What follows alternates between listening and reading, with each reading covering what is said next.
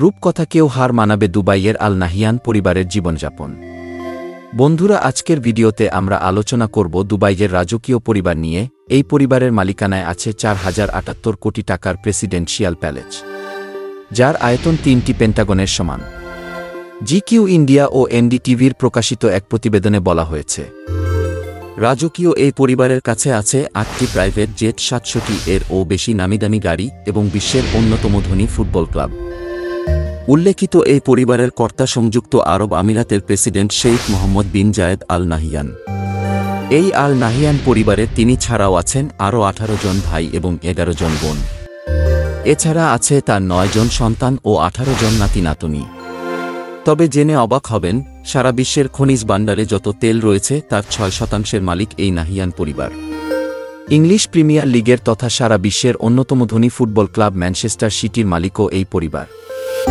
2008 সালে আরব আমিরাতের প্রেসিডেন্ট শেখ মোহাম্মদ বিন জায়েদ আল নাহিয়ান এর সংস্থা আবুধাবি ইউনাইটেড গ্রুপ 2122 কোটি টাকায় কিনে নেয় গ্রেট ব্রিটেনের নামী এই ফুটবল ক্লাবকে। বিশ্বের আরও একাধিক নামিদামি ফুটবল ক্লাবের অধিকাংশ মালিকানা রয়েছে এই পরিবারের নামে। ফুটবল ক্লাব ছাড়াও একাধিক সংস্থার শেয়ারও রয়েছে তাদেরই নামে মালিকানাধীন। বারবাডিয়ান গায়িকা রিহানার প্রসাধনী থেকে শুরু করে ইলন মার্স এর এসকেপেচো এসকের মধ্যে শেয়ার রয়েছে এই পরিবারের।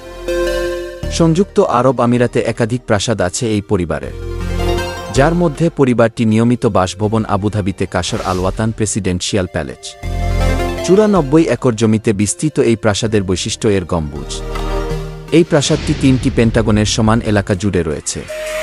প্রাসাদই সংরক্ষিত অসংখ্য ঐতিহাসিক শিল্পকর্মের মধ্যে অন্যতম 3,50,000 ক্রিস্টাল টুকরার তৈরি ঝাড় লণ্ঠন বা ঝাড়বাতি। এখানেই শেষ নয়, এই পরিবারের সদস্য শেখ হামাদ বিন হামদান আল নাহিয়ান এর গাড়ির সংখ্যা 700টি এরও বেশি।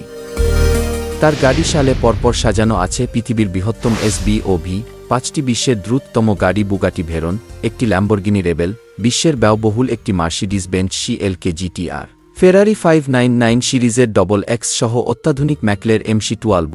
এই পরিবারেরই এক পূর্বপুরুষের নামে ইংল্যান্ডের অভিজাততম এলাকায় বিস্তৃত জমি ছিল বলে তাকে বলা হতো লন্ডনের জমিদার বা ল্যান্ডলর্ড অফ লন্ডন।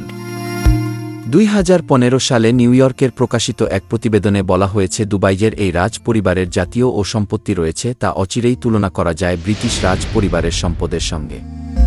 বন্ধুরা, এই ছিল আজকের ভিডিওতে। ধন্যবাদ।